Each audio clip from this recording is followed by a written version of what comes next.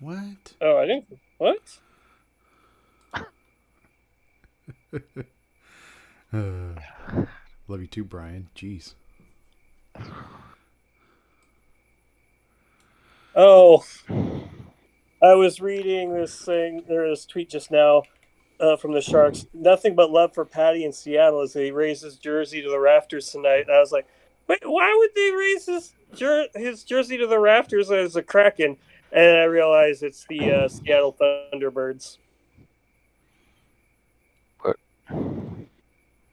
Yeah, the hell is the his Seattle Thunderbirds? Seattle Thunderbirds is his junior team, his WHL team. Oh, that's cute. Yeah, yeah. I didn't know. I didn't know junior teams do that. Yeah. Yeah, I would imagine honestly. So I would imagine they would do that to pretty much any player who actually makes the NHL. Right? Uh, but yeah, I mean, now they have an actual excuse for it. So yeah, he's a good one to retire. Mm. All right, are you guys ready to fuck shit up? Fuck yeah. Wait, Okay. hold on. Let me turn WoW off. Also, it's very loud. So I don't know if you really need to turn WoW off. That makes me really sad that you can play WoW and have a perfectly fine connection, whereas I'm 15 feet away from my router, not using it to do anything else, and I get robot voice. well, just wait till you figure out that I could be doing this while there's 3 people playing WoW, and I could be streaming something. I am disappointed. Oh well. Actually, I don't know what I pay for my internet. I should just check my bank account someday and see what gets charged each month. I think it's only about $40 or $50, so I'm feeling all right with that. Yeah, that's not so bad. And as I said before, it means I don't have to give a goddamn dime to Comcast. And that's worth all the money in the world. That's worth $700 a month. Yeah, Comcast is pretty terrible all around. Yeah, yeah. It's like Comcast and PG&E are racing to see who can be the worst company. So Ugh. last, no, not even last anything. On Wednesday, is that yesterday? No, 2 days ago. I Yeah. finally watched Nightmare Before Christmas with my kids. Jeez, you haven't seen that yet? Just because I haven't they don't like scary stuff that much, so we haven't done scary movies. But they're scary. finally old enough. Yeah, I know. I mean, but the stuff they look scary, right? That's the whole thing. They look scary, but Well, they're yeah. just normal people, right? Except I forgot that that's a really shitty movie. Yeah, like It okay, sucks. it's not a great movie. I don't like it.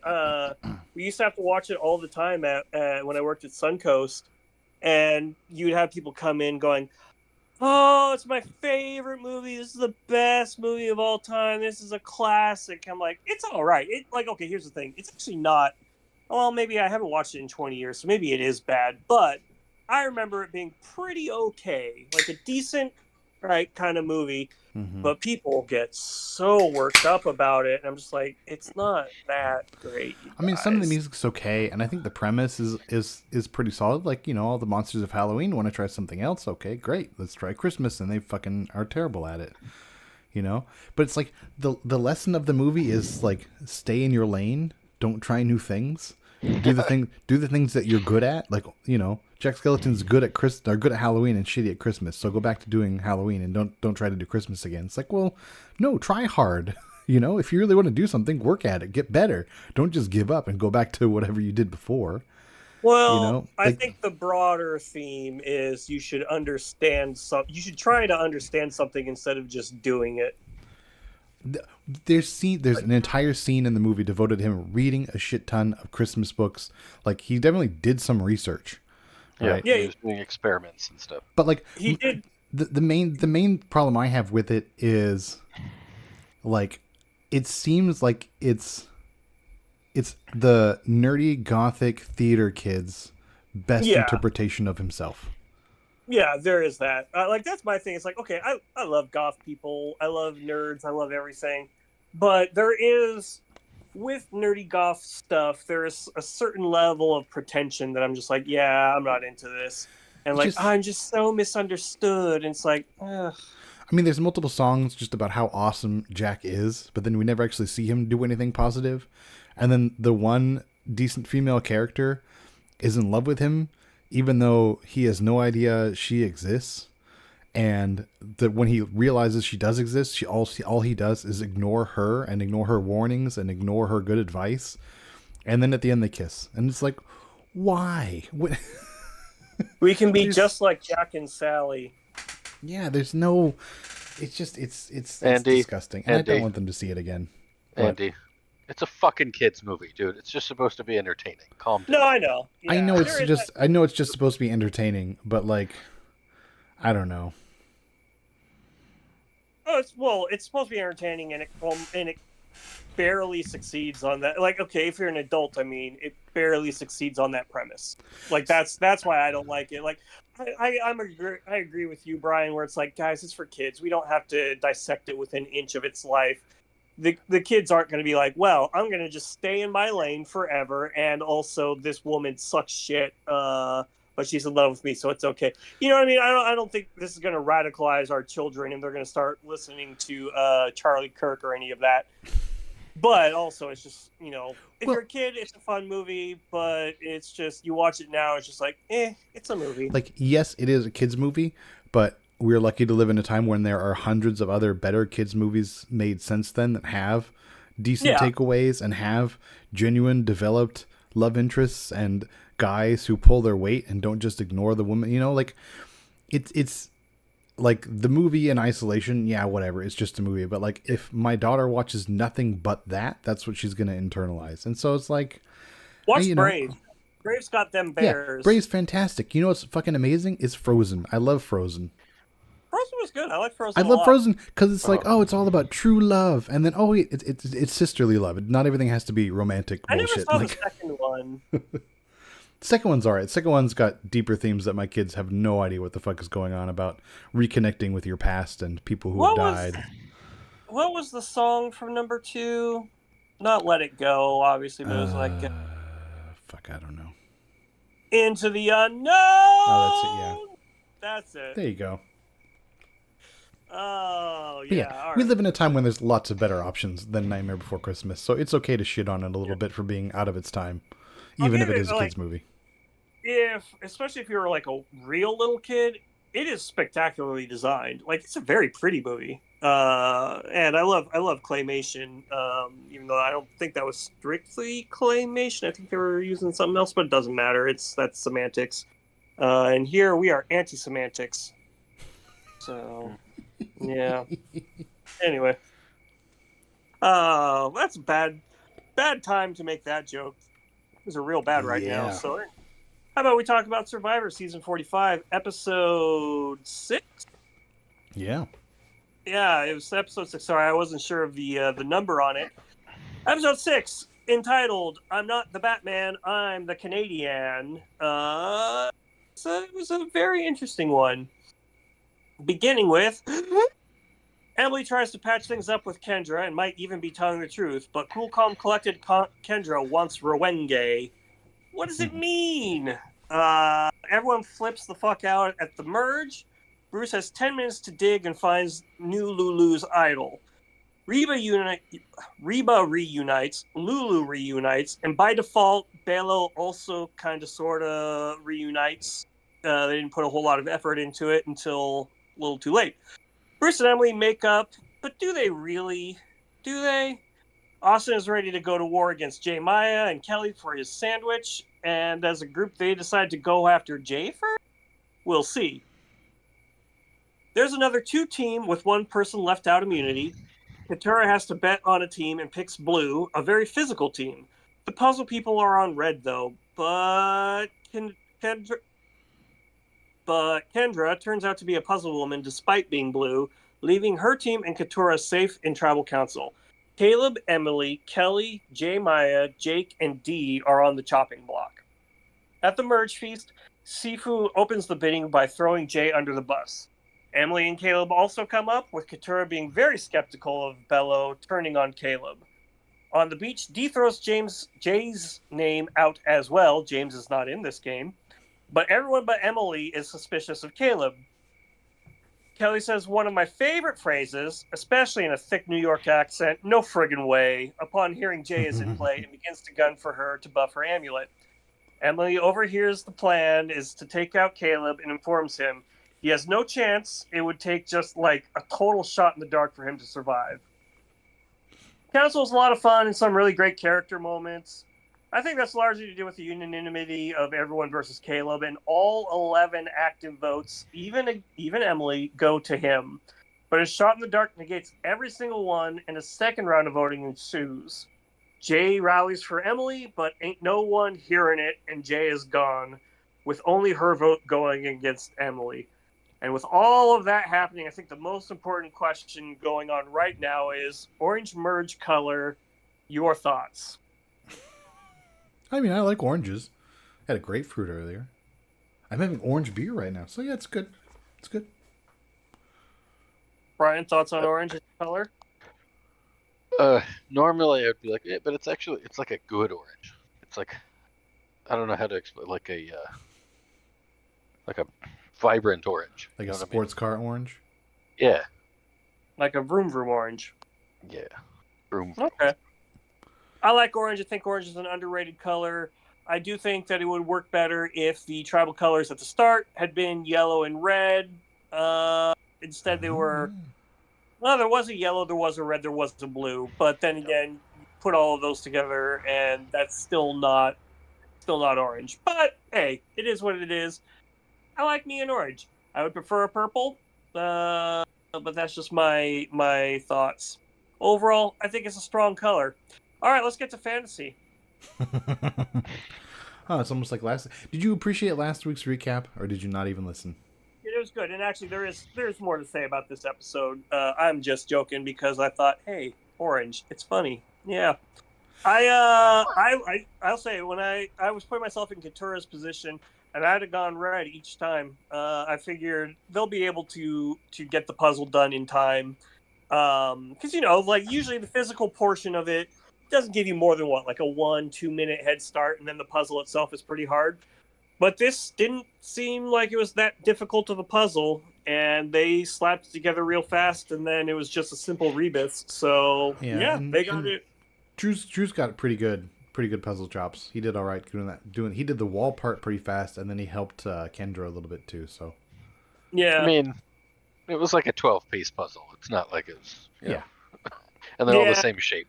So, going into it, no, you're right. It wasn't like a slide puzzle or anything crazy like that, or a math or anything.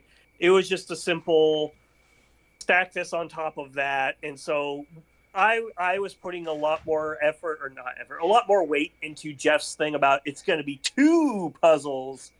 Yeah, so I saw that. I was like, oh, I would definitely bias myself towards the red team, but it seems like if the red team had gotten there first, they probably would have won, or if they'd even gotten there at the same time.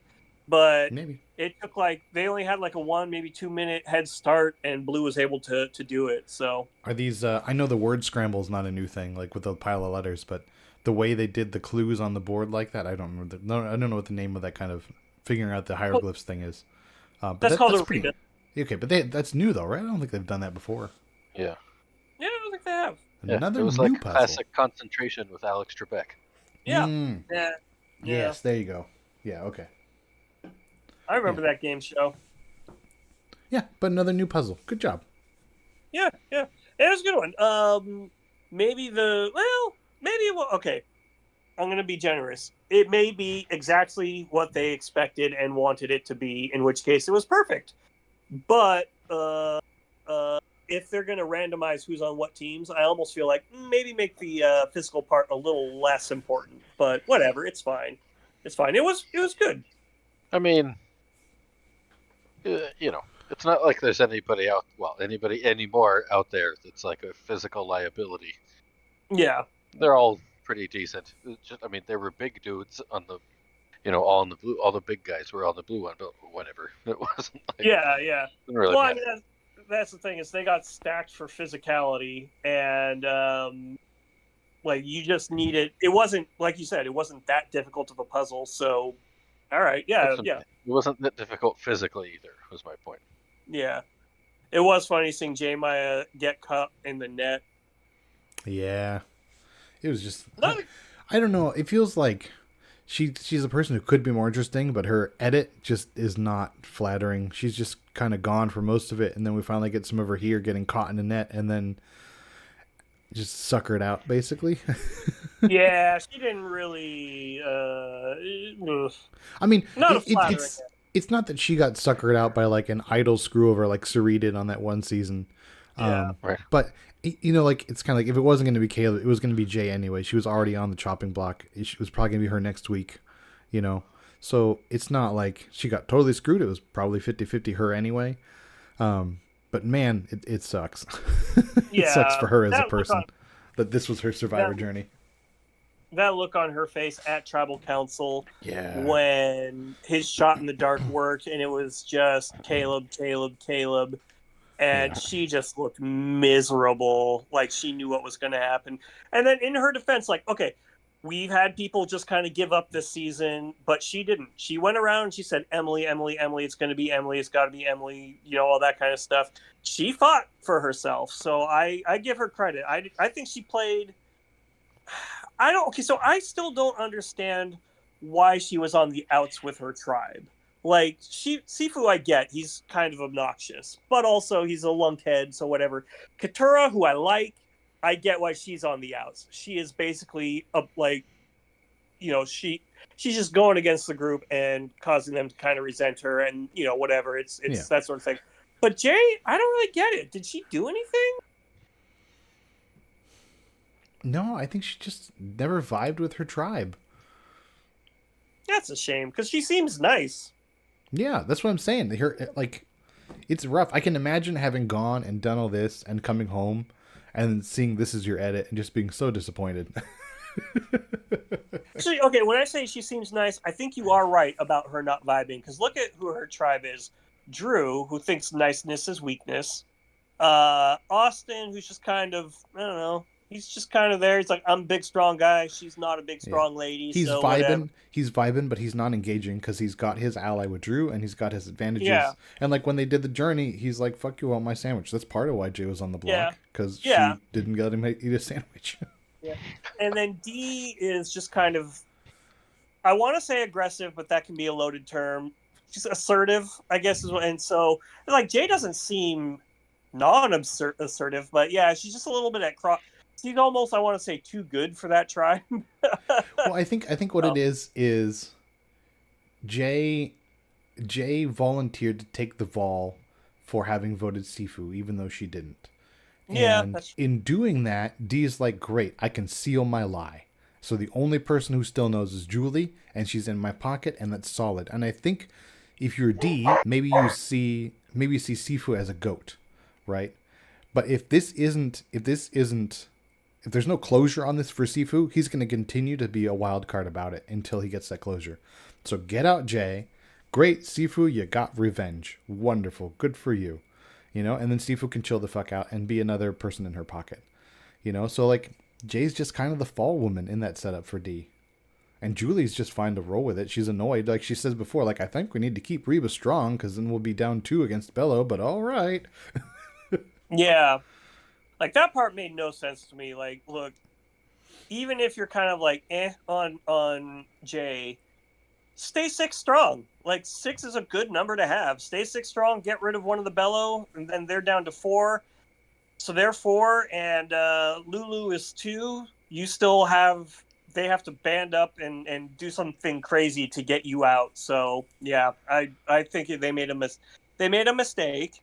And what was the right now, if they have well, it's 2 amulets, but if they had 3 amulets, what was it going to be? Extra vote, I think.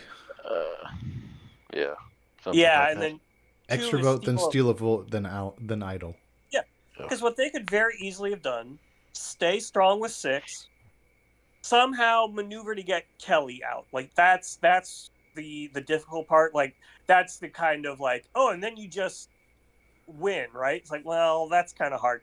But if they maneuvered to get Kelly out so that Austin and Jay have steal a vote, then the next round they could have stolen a vote from someone on that side.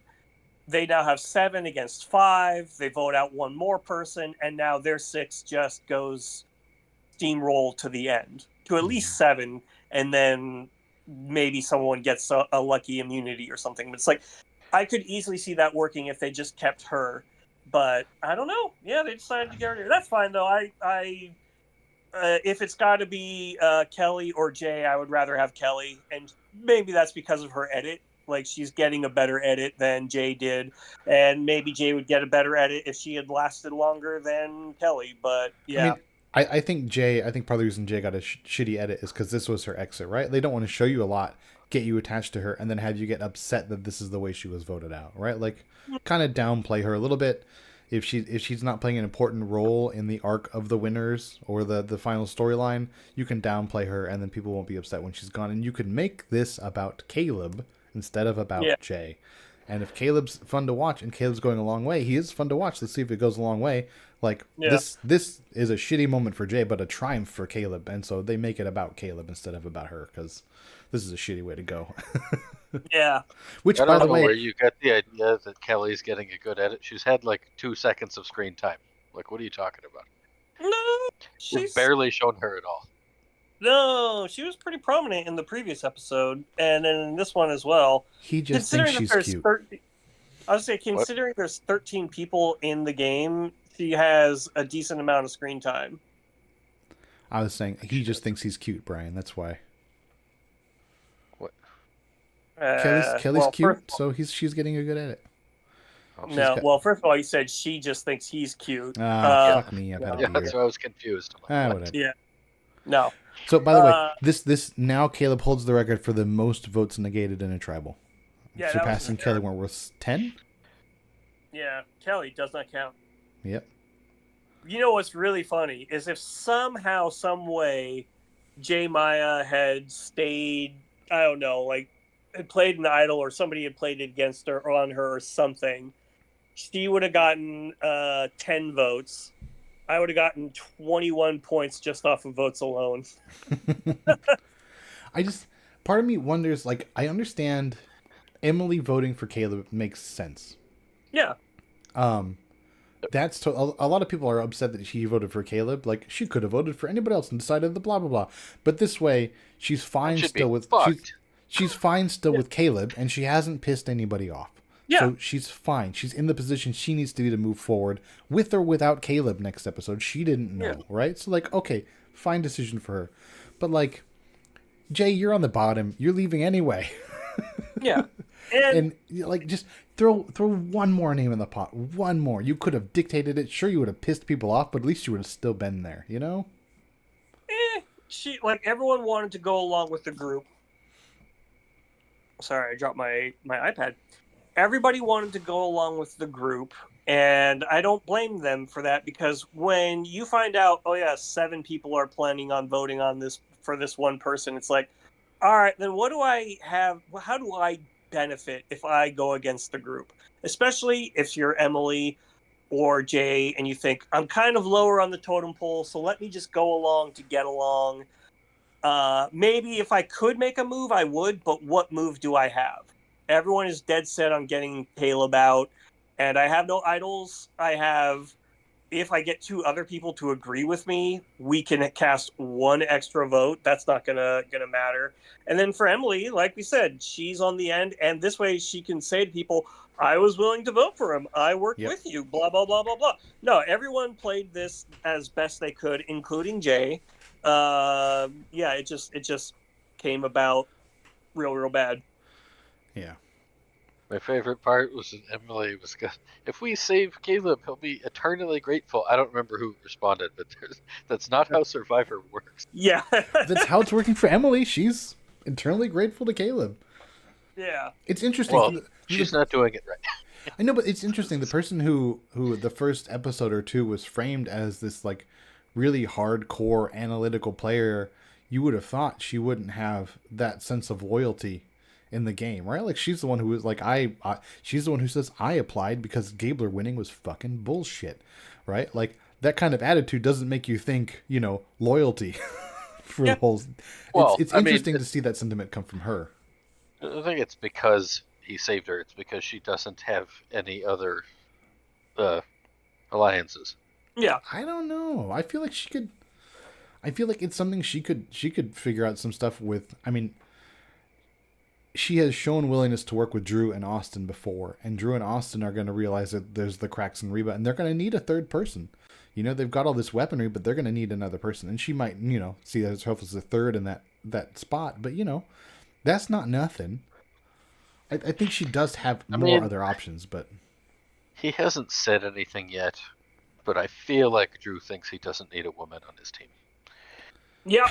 I get that vibe. Yeah.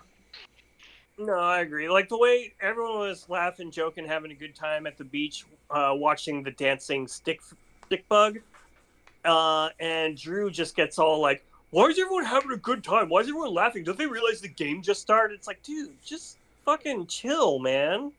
I mean, I agreed with him on that part, not for the same reason, but just was like, if I saw them all doing that, I would just be like, I want to stab all of you in the face right now. Yeah, no, they're all hungry and they need something to bond over. And there was a great moment as it went to commercial. Like the last voice you hear, I believe, is Kendra saying, "We're so easily amused." Yep. It was great. Yeah, Caleb was the easy vote, right? Yeah, because the other thing that happens too is, right, like when the merge happens is when you see where lines are, but when everybody votes unanimously and then on the revote votes unanimously, you still don't know where those lines are. They put that off another 3 days, right? So they're essentially still going to be in that kind of merge limbo right after this, even though they've had 2 votes. It's interesting because both of these were willing unanimous votes from both Reba and Bello, for different reasons. But it's interesting that they're able to put that off for 2 votes in a row. Yeah. Also interesting. If not for that shot in the dark, we would have had yet another instance where at least 50% of the episodes, maybe more, where the person who said the episode title was the one voted out. Oh, and Jeff has promised that there are no more quitters this season. So that's good. We don't have to worry honestly, about that. like I said, I didn't mind. I didn't mind the first one, and I didn't mind Brendan because he at least kind of tried. He just realized I fucked my game up flatter than hammered shit, so I'm gone. Sean was a little bit of a surprise, but also I'm like, I don't mind seeing him go compared to any of these other people. I don't mind Sean quitting. I just think it's stupid the way he did it. I do. I mean, if you're gonna quit, you're gonna quit, but don't. We talked about this before. Don't throw shit at the Hornet's Nest with Sifu on the way out. Don't make them vote you out like it's some kind of honorable exit. Just go. That was so funny. Where he's just like, "Oh, by the way, I didn't vote for you." Hand grenade. Like, bro, why? If you don't care, why? Again, he asked. Yeah, I know. It's not like he just offered that information. See who asked. I know. Remember when you weren't allowed to talk to anyone on the way out, and then literally the first episode that went away. Sonya was like, "Good luck, ya guys," and she left, and they're like, "I guess maybe you can start saying stuff." I don't know. Well, I mean, what are they going to do if you do? There's not really any way to enforce it. You're already out of the game. Yeah, and also at this point, it's kind of just become like a time-honored tradition. But yeah, so now something else. Like, okay, Caleb, the one thing he did that I was like, dude, what the hell? When he goes into the thingamajig, the tribal area or whatever, to like cast his vote and grab his shot in the dark or whatever, and he just says, "Jay!" I'm like, dude, that's a dick move. That really was a jerk thing to do. Yeah. Especially when she's not feeling great. But I mean, calling her out in tribal is a very bold move too, and he's just trying to reinforce it. I don't think it worked. They still all fucking voted for him. Not even one person. Well, if one person had changed after that. Yeah. Otherwise, they might have voted Emily out. Who knows? Yeah, I do find it baffling they didn't vote Emily. I think it was just like, okay, we can all kind of get behind Jay and not have to worry about it, right? Like, okay, Emily worked with blah, blah, blah. I'm worried about this and that. I don't have time to talk it out with everybody. Let's just go Jay, because Jay's name was thrown around enough. But part of me is like, okay, you're aiming for Caleb. You didn't get him. Get his closest ally. Like, Yeah. do that right now. Like that's the part that sucks the most, where it's like, Jay, okay, if we're playing smart, Jay shouldn't have gone. Like, there's bigger threats that you could take out and that would affect the game. So that's why I Well, just feel kind of personal. more than one person was like, "No, let's not split the vote. Let's all vote for Caleb." Like, well, teach you assholes, won't it? Yeah. Yeah. Well, honestly, Why would you do that if there's? Well, I mean, they didn't know Austin wasn't going to vote, but like, there's 12 of you. You have plenty to split. Yeah. That's what I'm saying. Just throw one cast aside. And that one person, they might go back to camp and have voted differently and be a pepperaya, but at least you got to dictate the vote. That actually reminds me. So in addition to the no friggin' way, one of my favorite things was Kendra in this one, because she does a thing that, to me, shows the most character of any person that I meet. If they hear a word that they don't know, they don't just pretend to know it. She asks, like, what's a pepperaya? Yeah. And then Bruce says, "Oh, she just must have misheard me. It's a pariah." He's like, "Oh, okay, sorry. Then what's a pariah?" And it's like, that takes real character to just go like, "Sorry, what? I don't know that word." And when somebody does that to you and they say, "Sorry, what's that word?" It throws me off. Like, I love it when it happens, because then you just say, "Oh yeah, this feckless." It means, useless. Hapless. It means they have absolutely no luck. That kind of thing. But it's like, yeah. As a person who uses old timey words because I'm a dumb idiot, I just really appreciate it when someone says, "I don't know what that means. Can you explain that?" Or like, I was hanging out with a friend of a friend, and I don't remember what he said, but it was some like economics term, and I was just like, "I don't know that term. What's that mean?" It was basically like, as society becomes more complex, the value of services outweighs the value of goods, or something like that. Like, that's really cool. Thank you for teaching me. But yeah, like, so many people just pretend like, yeah, I know what that means. I swear. Yeah, pepperaya. That makes sense to me. So good for you, Kendra. Yeah. I'm not giving her credit just for not being pretentious. Oh yeah. Yeah. No, look, I That don't should be expect you guys. I don't expect you guys to like her because of this, but for me, that's a big sign. I like that. No, I can't stand her. It's because you're old, Brian. Mm-hmm. We're all old. Yeah, that's true. Yeah, I'm the youngest one. What are you talking about? That's true. By like 2 weeks. Come on. Hey, it's like 3 weeks. Thank you very much. I'm the oldest. I'm an old man. So I'm getting more and more annoyed at Bruce. Bruce is sitting there watching Caleb going around talking to people, and he's like, "Why is nobody coming to talk to me? Why don't you go fucking talk to them, Bruce? That's what Caleb's doing. Caleb's That's exactly what I was thinking. Caleb's not sitting at a corner in camp waiting for people to come talk to him. He's going around and making those conversations happen. And Bruce is just like, nobody's talking to me. Why is nobody coming to talk to me? I'm a pepperaya." Shush. I'm going to defend Bruce on this. Okay, not the way that he expressed it. When he was talking to Caleb, the way he was expressing it was like, why are you talking to them? You shouldn't talk to them or whatever. But there's 13 people, there's 12 other people on the island with you, and if no one's talking to you, that should set off your alarm. Like, people should at least come and have token conversations with me. Like, you saw when he was talking to, or before that, who was he talking? He was talking, I think, to Kelly, and then they just talked very briefly, and then she walked away, and he's like, "No one's talking, and what is Bello doing? We're not doing anything." Because remember, their plan going in was Bello, Strong, plus Caleb. The 6 of us, we're going to get through, and he'll probably bring Emily with us. And then nobody's talking to Bello. Bello is barely talking to anyone, and he sees Caleb talking to everyone.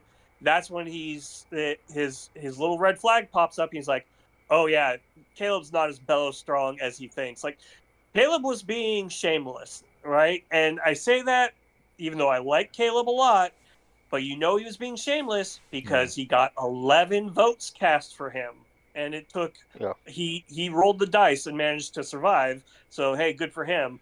But he got caught. Bruce tried to warn him, Yeah. and Bruce said it like a moron. You're right. Like saying like you should be talking to me or whatever was kind of silly and dumb. But he's not wrong. Well, no, there's nothing wrong with the way he was calling out Caleb. The way he was bitching that nobody was talking to him was stupid. Like, go over there and talk to them if you want to talk. You know, he went up to like everyone in his tribe. No one's talking to me. Like, they're talking to you right now. What do you? Yeah, but again, just talk to them. That was the point. Like, it's like that old phrase: if you can't spot the sucker at the poker table, it's you. So, like, if nobody is talking to you and you have to go and start every conversation, but you see all these other people having mutual conversations with one another, going to each other and doing all that, you can get the vibe that you're not on top like this. I think Bruce wants to run, or wants his tribe to be like old Survivor, right? He wants his tribe to huddle up, decide on who they're voting for together, and then not talk to anybody that they don't need to. And keep it a secret who they're voting for. You know? And it's like, you can't do that anymore. That's not the way the game's going to work, because then you're going to have one person move over to the other side, and then you've totally lost. Like, you need to have stranglehold grip on your tribe in order to do that. And Bruce can't wrangle that together. As much as he might want to, he's not that kind of player. And so, I feel like the best one. It's also my favorite moment of this episode, aside from the Caleb does not count. Is when Bruce complains about it to everybody, and then he complains about it to Katurah, and Katura's like, maybe they need your leadership. That was fantastic, because to the audience, like, we know she's being sarcastic, right? But it's great because he takes it kind of earnestly. Like, yeah, that's what we need right now. My leadership. And so he goes and acts on that advice, like, in a genuine way, but we know it's not genuine. Katurah you finish your thing. Well, I like that Kelly let us know that it's not just Katurah anymore. She's we're all getting tired of him. Yeah. Yeah. What I was going to say about Katurah was that she had another really great line this episode at Tribal Council where she was saying, even Sifu was asking me how to spell my name. It's like, you don't need to know how to spell my name. Like, I always like that. I was like, because I always thought it's annoying to me when somebody completely misspells someone's name, and it's like, dude, you should day one you should go to people and just be like, hey, this is not an offense. I don't plan on voting for you, but how do you spell your name? Like, the number of people spelling Caleb with a K and Caleb with a C, you can kind of tell who's close to him by how they spelled it. If they spelled it with a K, then they know, yeah, this guy, I've had conversations with this guy. If they spelled it with a key, then, or a key is not a letter. If they spelled it with the C, then they don't really know him. I also incidentally wonder, this is just an idle thought. You know how sometimes somebody will put like a star or something like that on their thing so that they can say, oh, that one, I know that one's mine or whatever. Some stuff like that. Why doesn't anyone else just like, it's so okay if the three of us are on an island together and Andy, you put a star on yours every time. Why don't I just every now and again put a star on mine? Sometimes not consistently, but just once or twice to throw some chaos. Like, we all agree, yeah, we're going to vote for Brian. And then I just vote Andy and put a star on it. And even though Andy doesn't go or anything, it's just like, it's just that little mote of chaos. Yeah, that's not a bad idea. Maybe if we ever get selected, any one of us, or if I get selected at least, beforehand I will practice my handwriting and get a really girly style down with like hearts on the eyes and everything. And then whenever I'm at the beach, just write in like fucking doctor script for a prescription. That's like, oh, that's definitely not Andy's vote. That's a good idea. I would write in a completely different style every time I write down a name. Just write, like, every time you write, which, admittedly, how often are you going to write something outside of Tribal Council? But anytime you write something, write in block print and then cursive when you're doing the thing, when you're doing the votes. There you go. Yeah, there you go. Except nobody knows cursive anymore. When you said idle talk or idle thought, I thought you were going to transition to Bruce with his idle. Oh, digging hella fast and cocaine yelling about his ring. like Jake. Jake's having fun out there is the thing. I honestly think that Jake is the one having the most fun. Like, we've never seen him be down on someone. He's just going and passing around out twice. passing out. Yeah, okay. He's gone down himself twice, but he's never been like, dude, this guy's a freaking jagoff or anything. He's like, no, yeah, like, he likes Bruce. He likes J Maya. Was it J Maya he was having a real nice conversation with? I think so. Yeah, he was having a real nice conversation with her and talking about, like, they had never been on the same tribe together. And he's just like, yeah, this is really interesting. Oh, yeah, all right, yeah. Like, I just really like him. He's a cool dude. I really like him too. I just wish he was allied with anybody else. I'm not enjoying Bruce. Because he did a really good solid coming up with that thing about losing his ring on the spot. Like, I think the only person who wasn't in on it at that beach was Katura. So it's an awesome move and shows everybody how loyal he is and how he's willing to like put himself out there for somebody else and help and that kind of stuff. But it also is dangerous too, right? Because then everybody else on the beach is like, oh, cocaine can do that. He'll just come up with a great excuse on the spot that nails exactly what you need him to do. That's dangerous. His staring straight down the barrel of the camera and winking that was chef's kiss perfect. Yeah, that was good too. Like, we got second year in a row where they have a lot of just amazingly great people in this season. Yeah. Yeah. God damn it, Bruce has an idol. He's never gonna play it. He's gonna go home with it in his pocket because he's so cocky. Yeah. Maybe. I hope that happens to Drew. I hope Austin gives one to Drew and Drew's like, I don't even need to play it. Oh yeah, Drew is frustrating me. Like, when he had some line about wanting to get to tribal council or whatever, so you could see there's a lot of big swings. Let's see what are home runs and what are strikeouts. How angry do you think he was to find out that he didn't get the name of the episode? How angry do you think he was that then the tribal was about Caleb's awesome shot in the dark and nobody's going to remember that analogy past this? Yeah. I bet he practiced that analogy before coming out there. Yeah. He seems so fake. And he seemed very fake from the beginning because he talks about the difference between Drew and Ballsy or whatever his like Ballsy better than his real name. Drew and Ballsy Drew. Oh God, I didn't even mean it like that. There was whatever. There was a person named like something or other. Whatever. It don't matter. I'm not. Yeah. Drew Basile. Basile, yeah. You know, I'm thinking of the guy who used to run BlackBerry. Basile or whatever. Balsley, something like that. Vasilevsky? He wanted to. I don't know. But that guy. Anyway, it doesn't matter. His name was all over the news for a brief time, the hockey news, because he was trying to buy the Coyotes and move them to Hamilton, Ontario, and the Maple Leafs were just like, no. We're not going to let you move someone into our backyard. Yeah, I feel like as somebody who works with executive leadership a lot, there's a huge amount of image cultivation that you have to maintain at that level. And I feel like Drew, as a student, sees himself as a future C-level whatever the hell. And he's already trying to cultivate a self-image and self-brand to reflect his future executive status. And it's not necessarily that it feels fake because it's something you genuinely have to do at that level. It's something that feels unearned. Like, you are a student, my friend.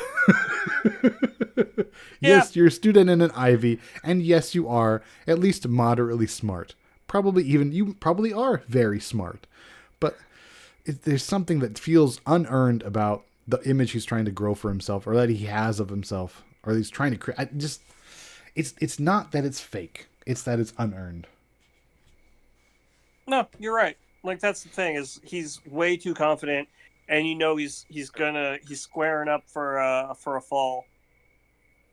Hopefully. Fingers crossed. Yeah. Have you guys got anything else? Nope. I'm ready for that How, fantasy. what, why does Kendra react to everything by dropping her jaw? Everything. Like she did that to Jay getting voted out. You voted for her. What are you surprised about? Like, Oh my god, my vote worked. Holy shit, I was in on it. That is a weird one. You're right, but whatever. I like someone who's just going to have a little bit of wonder in the world. Yeah. Okay, now go to fantasy. Yep. Speaking of wonderful things, 2 bets resolved this week. Our Deadpool bet. Brian had J. Maya. So this doesn't just affect the points that Brian's going to get for this, but also affects our over-under in the final episode at 1.5. So now if either Couture or Bruce get voted out, which it seems like one of them will before the final episode, then we'll be able to resolve that bet as well. Speaking of resolved bets, we have the Drop Your Bus bet. Nick, you said episode 6, and here we are. That buffs were dropped, so that is points for you, my friend. I am always right about everything. Speaking of points for you, my God, you came into the week in last with 28 points, and one of your players was eliminated. So J. Maya got you 0. But you got that bet, which gets you 3 points. J. Cocaine survived Tribal, so that got you 1. Caleb said the episode title and survived Tribal Council, so that's 2 more. But he also survived 11 votes, and you get a point for each vote survived. So Caleb got you 13 points this week, which you were looking way out of it this season. You were like 8 points behind, and now you're right in the middle of the pack. So you got 17 onto your 28, giving you 45. And you get to replace J. Maya before anybody else gets to do their waivers. I came in the week in second with 36. I got 1 from Kelly. I got 2 from Emily because she survived a vote, aside from surviving Tribal Council. And I got 3 for Austin because he was on the group that won that challenge. So that's 6 onto Maya 36, giving me 42. Brian, you got 1 from D because all she did was live. And you got 3 each from Julie and Drew because they both survived and won that challenge. And you also got 3 from the Deadpool bet. So that's 10 onto your 37, giving you 47. So Nick, you came roaring right back, but even with Caleb's 13-point night, you're still not in the lead, unfortunately. But you're right there with 2 points behind. Brian at 47, Nick with 45, and me with 42. I was like catching up, and now I'm falling back. And even though I'm in last, Nick, you get first dibs. You got to replace J. Maya. You have a choice of Kendra, Bruce, Katura, and Sifu. I'm just saying that I'm very pleased that between Caleb and Jake, I got 14 points. They combined for 14 points. Mm-hmm. So yeah, to replace J. Maya. All right, so I'm gonna do a little bit of metagaming here. I know the next episode is named "The Thorn in My Thumb." So who do I think is of the 4 people available? Who do I think is most likely to talk about the thorn in their thumb? I'm just going to take Bruce because why not? He's got an idol. I feel like the one who probably said that is Emily. Emily has a lot of, what are they called, malapropisms? When you say the phrase the wrong way. Was it last episode or the one before? She said, battering my cage. Or like, she does a lot of that, like combining or mixing up normal sayings. And thorn in my thumb feels like one of those. I'll tell you, I feel like I should also drop Caleb, but I'm not going to because... I mean, at this point, it's Kendra, Couture, or Sifu. I mean, Kendra and Couture now have both made Jeff laugh, which is a difficult part of the Christian hat trick, but that's... You got to have at least 2/3 of that before you pick them up for it. I reckon... All right, I got 13 points from Caleb today, so if he gets voted out next week, then that just means that over the course of 2 weeks, I got 6.5 points from him. Yeah. I'm okay with that. You've squeezed him for that juice. It's fine. Yeah. Daddy likes big numbers. That's great. I have Austin, Kelly, and Emily. I feel like Kemley's days are numbered because she denied Austin a sandwich. And they're on opposite sides. Emily, I'm sticking with Emily. I like her. And I'm going to do the thing where I play people I like because that worked for Nick before. And Austin's got 4 advantages now, whatever. I'm keeping him. Brian, you got Julie, D, and Drew. I knew I was in trouble when I was ahead for the first 5 weeks. You're still ahead, but only by 2 points now. I'm going to drop way behind now. And I feel like D is in deep shit. So Even though I hate her, I want to switch her with Kendra. No 'Cause I feel friggin' like, way. I feel like Kendra's not going anywhere. I feel like D is playing a good game, but if you want to do that, that's all you. Yeah, well, he can always pick up D again later. That's true. If Yeah, you probably next week when I lose Kendra. This is about, like I've said many times before, this is about riding the waves. Kendra says a lot of stuff, so she is very likely to get get that point for you. She isn't going to get voted out, so she's going to survive. She might get sent on a thing. No, you're being smart picking Kendra. Yeah. You're not looking for the winner or even the person who's going to go the longest. You're looking for the person to get you points. So I think Kendra's good for that. Yeah, I'm just really nervous about Caleb. But you know what's going to happen, Brian? Now that you dropped her, next episode's going to be the one where we have to stand on a pole for 10 hours, and her big toe energy is going to make her win. Because next episode is a double elimination. I think it's going to be one where they split up the boys and girls, and it's an endurance thing. They don't do the endurance things this early. I don't know. They're going to have them split up into teams again, probably. Or in threes or something. Well, all we know for certain is that it's a double elimination. So, I don't know. So we're going to go from 12 down to 10 right off the bat, right from jump. Yeah. Well, we'll see everyone next week when we go down from 12 to 10. And until then, remember, no friggin' way. No friggin' way. No friggin' way. So the other reason I really like No Friggin' Way is because there's a podcast I listen to called Stop Podcasting Yourself, and it's two Canadians. And one of the segments they do is you call in with things that you just heard people talking about or whatever. It's called Overheard. And like a month and a half ago, someone called in, and he was a guy from New York, and so he had a real thick New York accent. I forget what he was saying. But it was like, oh, some lady, she was saying like da da da da whatever. And then before he hung up, he was just like, no friggin' way. And he hung up. And then since then, this is like a month ago, every episode, when somebody has called in with an overheard, they've ended it with, well, no friggin' way. So it overlaps my interests. But also, I do like that as a response from anyone in general. I like when someone's just like, not just like, no way, but like, no friggin' way. Plus the New York accent. There's two accents I think are really underrated, and I've already I'll be editing all this out. But I really feel that the New York accent is underrated, and I can't believe it was voted like ugliest accent or whatever by Americans. It's like bullshit. There's hella accents worse. Boston. Yeah, Boston is Boston is endearing, but it's an ugly accent. No, but Southern Plantation is the ugliest because of the history. But yeah, I don't want a Southern drawl like that. I don't know. You hear black people Southern drawl, and it's great. So not like the elite Southern drawl. I don't know how to phrase it. You know, I don't know what it's called. But like, you know, not just like there's New York and then there's Mid Atlantic. I don't want the Mid Atlantic. Well, Mid Atlantic nobody uses because that was never a real accent anyway. That was an affectation. But the other one that's really underrated that I think people need to like when you hear one and you hear it out in the wild, you're like, yes, is like Baltimore and Philadelphia. They have a very similar accent. It's a little bit different, but it's very similar. If you watch The Wire, certain characters will speak with that Balmer accent. And it's really unique. And when you hear someone say it, it's like, oh, that's great. You can go down a shore and get some flowers for your lady. Yeah, okay. You go. I'll go down with you too. Hey, I never did ask how was Baltimore? Oh, Baltimore ruled. It was great. Yeah. Yeah. Okay. Do they have 300 murders a year? Yes.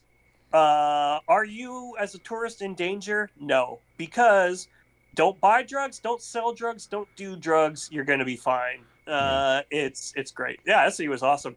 If you like a big city, but you also like friendly people, like the fact that it's right in the middle of the North and the South really shows because it's a big northern city with like small town Southern vibes and 60% black.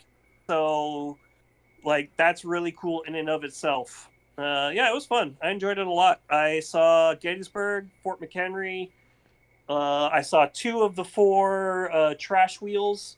They were great. Yeah, no friggin' way. I know you've been to like a lot of random cities. What's the favorite one you've been to? Oh well. Okay, Chicago's not a random city, but Chicago's I still the mean, best city I've been to. Chicago rules. for me, everything outside of California is a random city. Chicago rules. So you talk about the murders in Baltimore, but not Chicago? Jeez. Well, because also, Chicago. First of all, they don't have 300 murders a year, and they're a city of 3 million, I think. Yeah, I mean they're the third largest city in the country. They're gonna have a lot of just by volume. Yeah, I mean, there's going to be a lot of crime in there just because there's a lot of people in there. Let me check. What is Chicago's? Were you like mostly downtown by the Loop, or did you go around a lot? Oh, I was mainly by the Loop, but also I went down to. I went down to the South Side and watched a movie there, and then I also went to the Industry and Technology Museum or whatever it is. Museum of it, yeah, whatever. Because I wanted to see the Moldorama, and then I figured, okay, I'm going to go see everything else that's here. It has a straight population of 8 million people, and a metro area of 9 million. So yeah, with 8 million people, you're going to have some murders. That's just going to happen. But also, again, don't do drugs, don't sell drugs, don't buy drugs, and you're probably not going to be murdered in Chicago. The transit was really great too. That was the other thing. Like next time I go, I realized, I could go up to Milwaukee, just